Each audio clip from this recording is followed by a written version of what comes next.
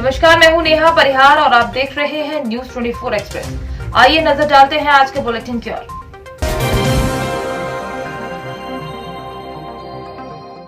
मध्य प्रदेश कांग्रेस समाज सेवा प्रकोष्ठ ने मनाया पूर्व मुख्यमंत्री कमलनाथ जी का जन्मदिन। मध्य प्रदेश कांग्रेस समाज सेवा प्रकोष्ठ के जिला मंत्री और आईटी सेल के जिला अध्यक्ष अर्पित सिंह परिहार की अगुवाई में पूर्व मुख्यमंत्री वर्तमान में प्रदेश कांग्रेस के अध्यक्ष आदरणीय कमलनाथ जी का जन्मदिन उत्सव नागौद कांग्रेस कार्यालय में मनाया गया, जिसमें मुख्य रूप से नागौद विधानसभा क्षेत्र के पूर्व विधायक यादवेंद्र सिंह, समाज सेवा प्रकोष्ठ के जिला अध्यक्ष प्रदीप कुमार पांडे, पूर्व नगर पंचायत प्रत्याशी विनीत सिंह बिन्नू, पूर्व जिला पंचायत सदस्य यतनंद सिंह, पूर्व ब्लॉक अध्यक्ष शंकर प्रसाद शुक्ला, कांग्रेस जिला महामंत्री मुख्तार अहमद सिद्दीकी भैया, आईटी सेल जिला उपाध्यक्ष मयंक श्रीवास्तव, अमर शुक्ला, करण सिंह, आर्यन सिंह, अभी सिंह, शुभम चेनी, दीपू साहू, रोहित वर्मा, अनुराग पांडे, ऋतिक राज द्विवेदी आदि लोग मौजूद रहे।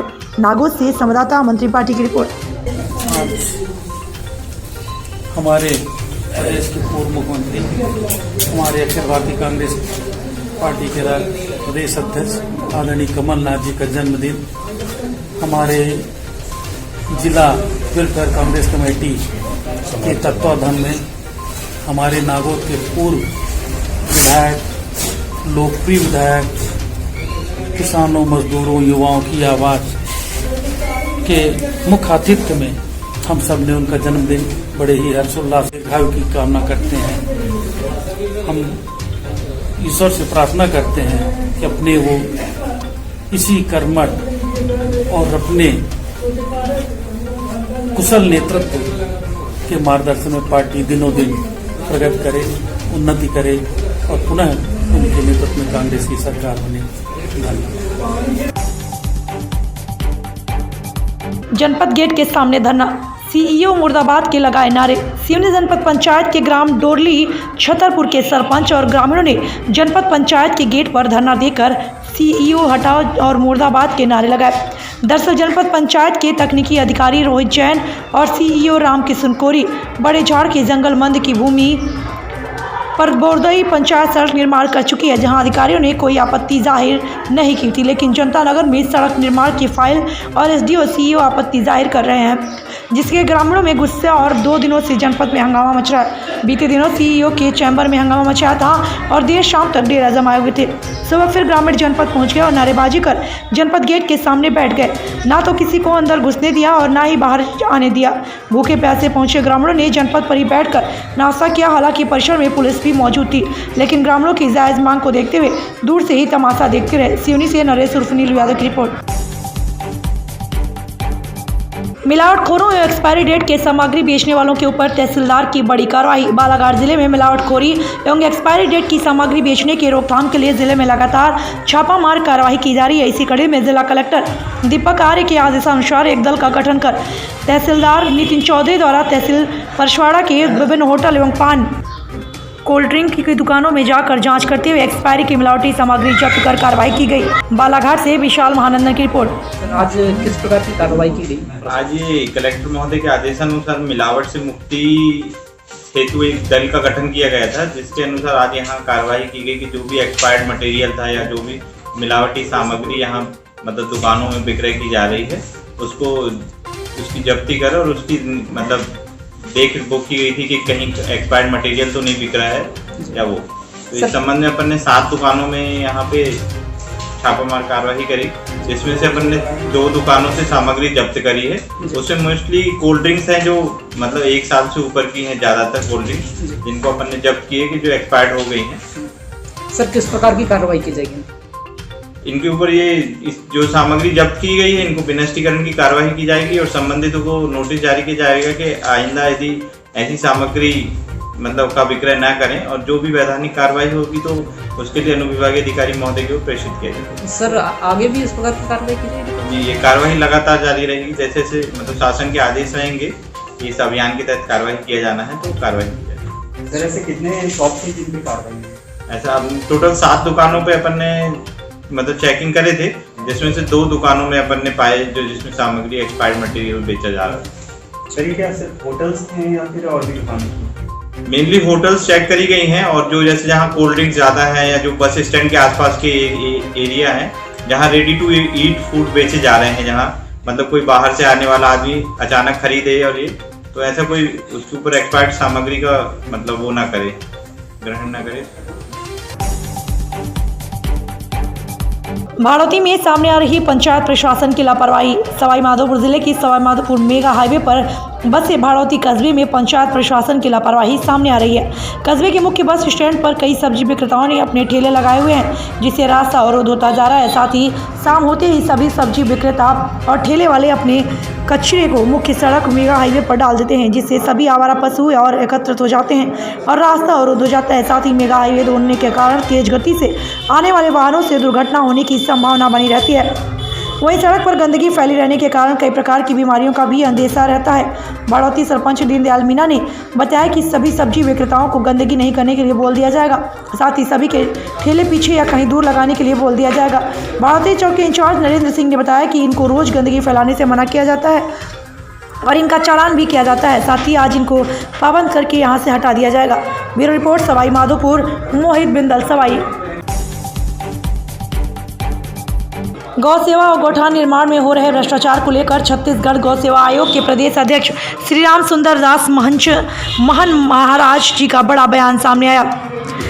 जांजगीर चांपा जिले के गौठान निर्माण एवं गौ सेवा को लेकर सरपंच और गौठान के अध्यक्ष की लापरवाही लगातार सामने आ रही है, जिस लापरवाही का नतीजा गौ माता अपनी जान देकर चुकाती हैं।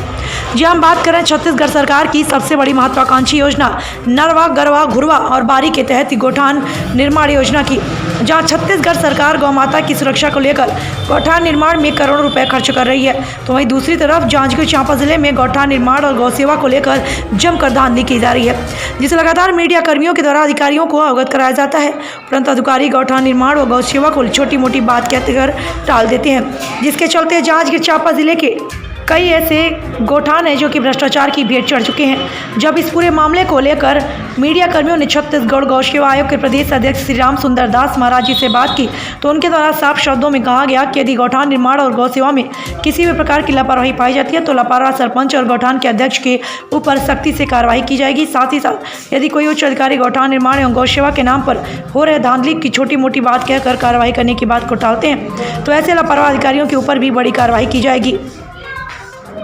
दीपक यादव की रिपोर्ट। महाराज जी, देखा जा रहा है जिले में जो आदर्श गौठान जो बन रहा है उसमें गौठान तो बना दिया गया है, लेकिन सरपंच और वहाँ के अध्यक्ष के द्वारा कहीं पे ध्यान नहीं दिया जा रहा है, काई वाला पानी पिलाया जा रहा है। और इस प्रकार से नावगढ़ ब्लॉक में अधिकतर जो गौठान है उनकी दशा बहुत ही ज़्यादा खराब है। ऐसे लापरवाह सरपंच और अध्यक्ष पर किस प्रकार से आप समझाएंगे? यदि आप नाम सहित बताएंगे कि कौन से गांव का कौन सा गौठान है, तो मैं स्वयं वहां जाऊंगा, अपने अधिकारियों को भेजूंगा और इस प्रकार की ऐसा अनियमितता न हो, इस बात का हम लोग ध्यान रखेंगे।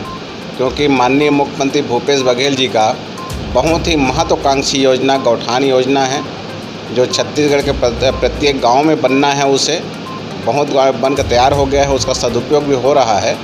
गौठान में गौ माता गौवंशी सुव्यवस्थित और संरक्षित हैं, उनका खाना पीना पूरा व्यवस्था किया जा रहा है। राज्य शासन द्वारा प्रत्येक माह गौठान संचालन के लिए आर्थिक मदद भी किया जा रहा है। तो ऐसी कहीं कोई शिकायत नहीं है। यदि किसी गांव का आप विशेष रूप से बताएंगे तो वहां हम अधिकारी को भी भेजेंगे, ज़रूरत पड़ेगा हम स्वयं भी जाएंगे, अब व्यवस्था सुधारने का प्रयत्न करेंगे। क्योंकि हम सबका उद्देश्य गौ माता का सेवा करना, संवर्धन करना, संरक्षण करना।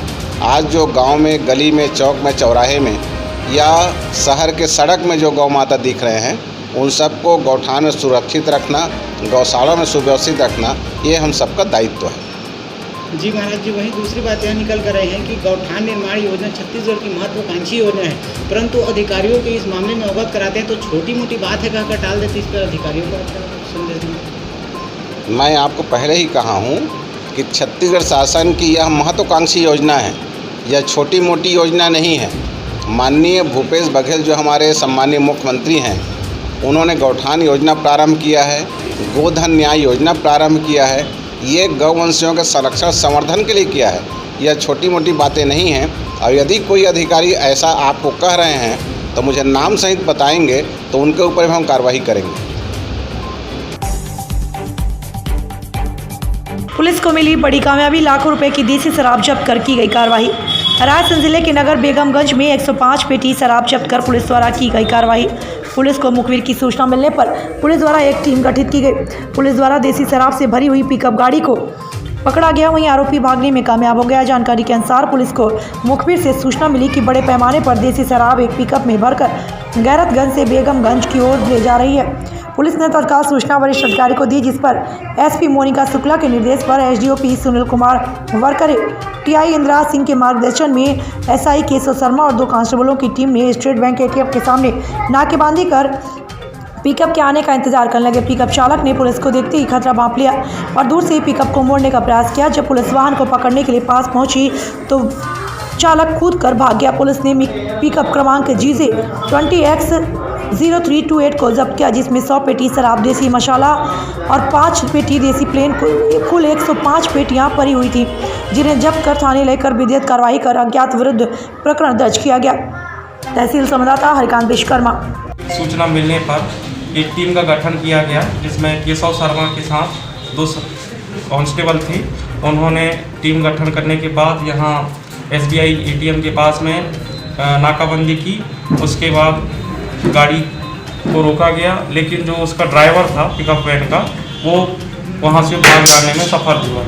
उसके बाद गाड़ी को थाने लाया गया, जिसपे उसको खोलने के बाद देखा गया उसमें 105 पेटी देसी शराब, जिसमें 100 पेटी देसी मसाला और 5 पेटी देसी प्लेन शराब की पेटियां पड़ी हुई थी, जिसको विवेचना में लिया गया। केशव शर्मा द्वारा उसका विवेचना किया जा रहा है।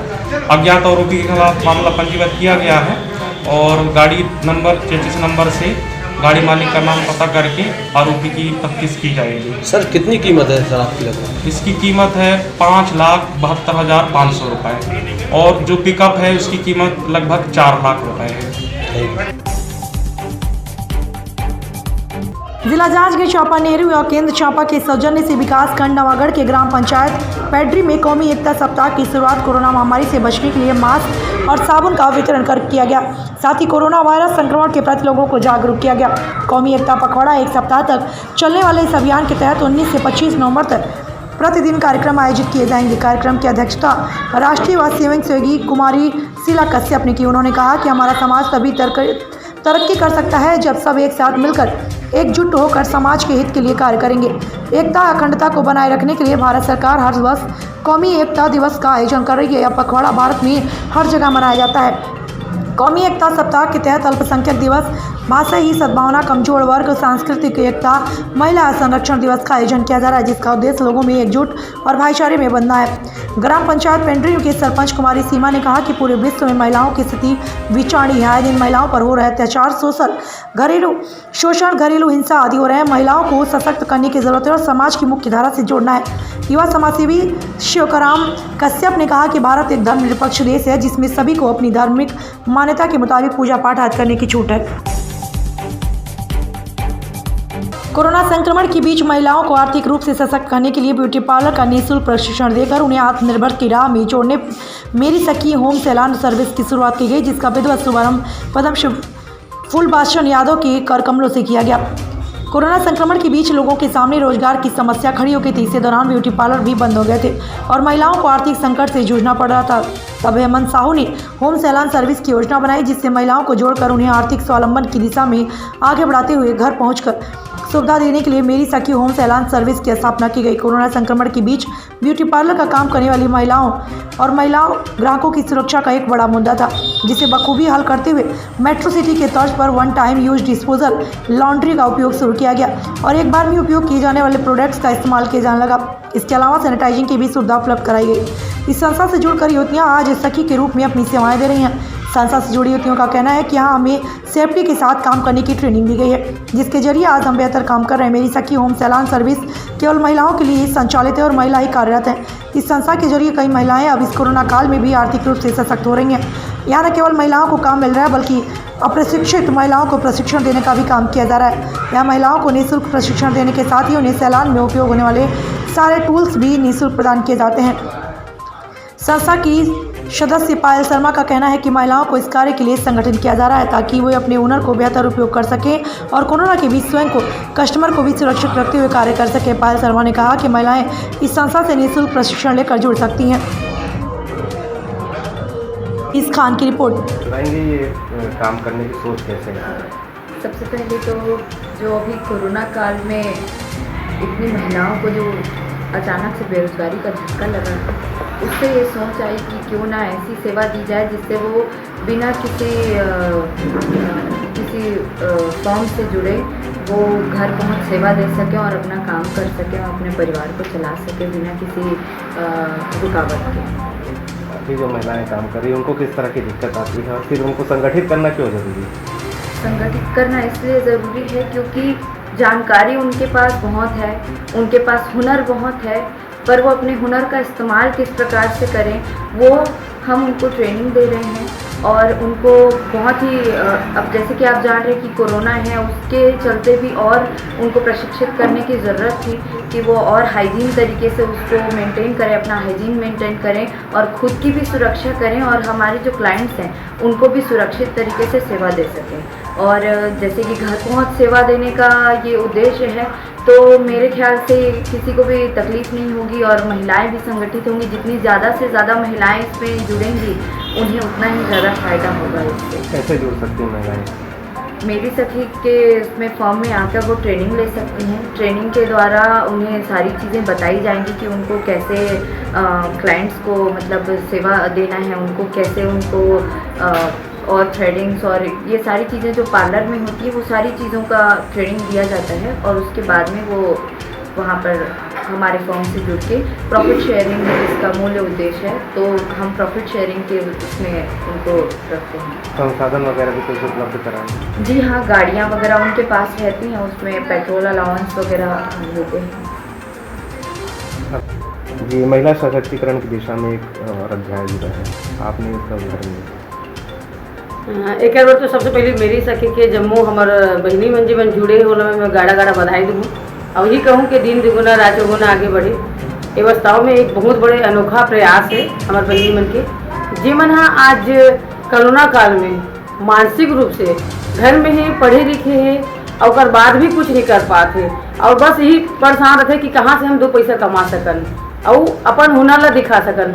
हुनर हर महिला में है, लेकिन हुनर ला पहचाने पर कहीं ना कहीं ऐसे मेरी सखी बहनी मन आई, ऐसे संगठन तैयार हुई, बहनी मन खोली तो बड़े से बड़े काम हो सके। जे हमारे जो बहनी है जीवन खोले है, जीवन एक मास्टर ट्रेनर्स के रूप में यहाँ से नहीं अलग राज्य अलग देश से सीख के आए और आज के दिन में बहुत ज़रूरी है कि नया नया तकनीकी आते, नया नया चीज़ आते, वो लोग सीखना भी बहुत ज़रूरी है। तो हमारे राजनांदगांव के बेटी मन पर बहनी मन पर एक बहुत बड़े खुशखबरी कहूँ एला और एक रोजगार भी मैं चाहूँ कि वो बेटी है जो घर में बैठ के कहाँ बाहर जाए बार भी सब चाहते कि हम वहाँ नहीं जाएं, ब्यूटी पार्लर में जाएंगे तो वहाँ कई प्रकार के देखिए, तो ये घर पहुँच सेवा ये शायद मोर।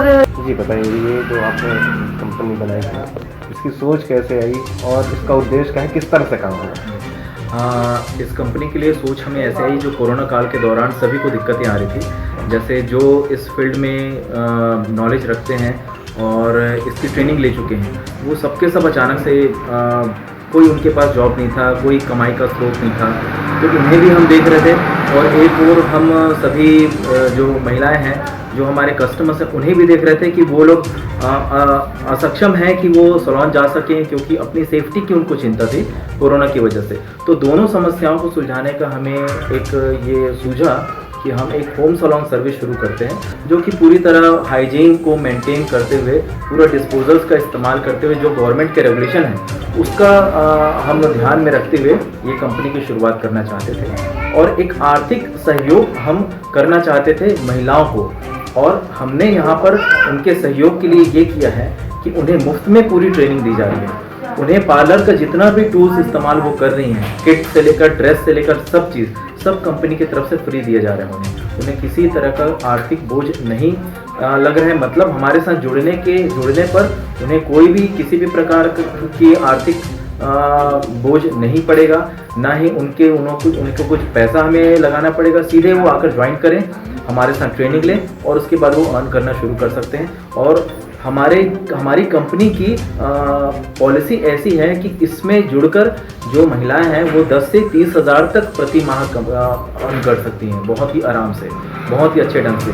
और इसमें किसी भी महिलाओं को एकदम ऐसा नहीं है कि वो अपने घर बार को छोड़कर हमारे साथ जुड़े, वो घर पे रहकर जब भी उनकी बुकिंग्स आती हैं तो वो अपने घर से किट उठाती हैं और अपने गाड़ी में जाकर सर्विस देकर वापस घर में आ जाती हैं। मेरा नाम पूजा गढ़िया है। मैं मेरी सखी कंपनी में काम करती हूँ और यहाँ पे हम लोगों को पहले पार्लर में होम सैलून सर्विस की ट्रेनिंग दी गई, जिसमें सेफ्टी के साथ फेशियल कैसे करना है, वैक्सिंग कैसे करना है, हेयर ट्रीटमेंट, सारी सुविधाएं हमको मेकअप से लेके A to Z जो सैलून में सर्विस मिलती है वो सेफ्टी के साथ हम घर पे कैसे कर सकते हैं, ये सारी चीज़ें भी सिखाई गई है।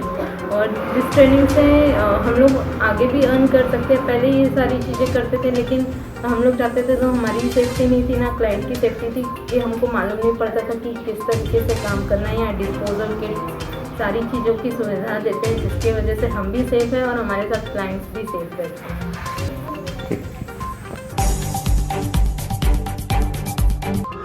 नाबालिग को अपहरण कर शारीरिक शोषण करने वाला आरोपी गिरफ्तार। जिले के डबरा थाना क्षेत्र का मामला, जहां डबरा थाने आकर प्रार्थी ने रिपोर्ट दर्ज 7 अक्टूबर 2020 को दोपहर 2 बजे के पास मेरे नाबालिग लड़की उम्र 15 वर्ष को किसी अज्ञात व्यक्ति द्वारा बहला फुसला कर अपहरण कर ले गया, जिसकी रिपोर्ट पर थाना डबरा में धारा 363 बाद भी पंजीबद्ध कर विवेचना में लिया गया और मामले को गंभीरता से लेते हुए पुलिस द्वारा पाताशाही शुरू की गई। विवेचना के दौरान पुलिस द्वारा अपहृता नाबालिग लड़की को 18 नवंबर 2020 को बरामद कर थाने में अपहृता के बयान दर्ज किया गया, जिस पर आरोपी कृष्णा भारद्वाज पिता कार्तिकी राम भारद्वाज उम्र 38 ग्राम कोटमी के द्वारा घटना समय को अपहृत को बहला फुसला कर शादी को प्रलोभन देकर अपहरण कर ग्राम गोबर सिंधा थाना बरमकेला में अपने फूफा संबलपुरिया के मकान में रखकर अपहृता के साथ जबरदस्ती शारीरिक संबंध बनाकर शोषण करता रहा। पुलिस ने 42 दिन के बाद लड़की को बरामद कर लिया गया।